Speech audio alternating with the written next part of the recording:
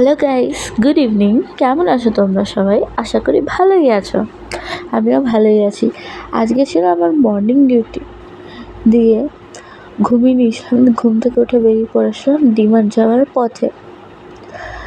এই যে ডিমার্ট পৌঁছে গেছি, চলো ভিতরে ঢুকে কিছু কেনাকাটা করে নিই। আজকে ডিমার্টে এত ভিড় ছিল, একেতে সানডে ছিল, ওর মধ্যে ভ্যালেন্টাইন্স উইকও চলছে। ভিডিও করার সুযোগই পাচ্ছিলাম না ঠিক করে, এত লোকজন, পা রাখার পর্যন্ত জায়গা হচ্ছিল না। তাও আমি ছোট ছোট ক্লিপস নেওয়ার চেষ্টা করেছিলাম, যতটা পেরেছি নিয়েছি। পরের বার যখন যাব আমি তোমাদেরকে ভালো করে দেখাবো। এই যে কেনাকাটি হয়ে গেল, বাড়ি গিয়ে তোমাদেরকে দেখাবো কী কী কিনলাম। কেমন? এবারে বাড়ির পথে রওনা দিলাম। এই যে বাড়িতে চলে এসেছি। তেল কিনেছিলাম, aloe vera gel, ginger garlic paste, উড়ার ডাল, দুটো আচার আর কিছুগুলো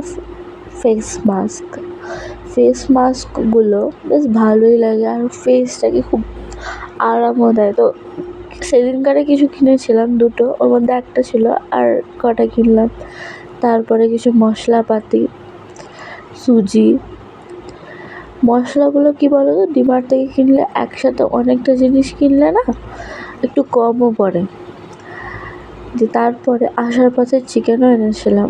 এই যে মা রান্না করছে, আমি ভিডিও করছি। মা এসেই রান্নার জোগাড় করা শুরু করে দিল।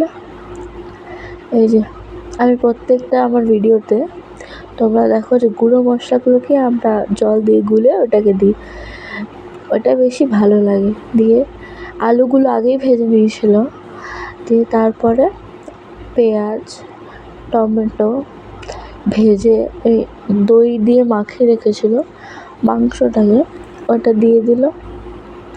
এবারে ওটাকে কিছুক্ষণ ভেজে নিচ্ছে, তারপরে ওই মশলাটা যেটা গুলে রাখা ছিল ওটা দিয়ে দিল।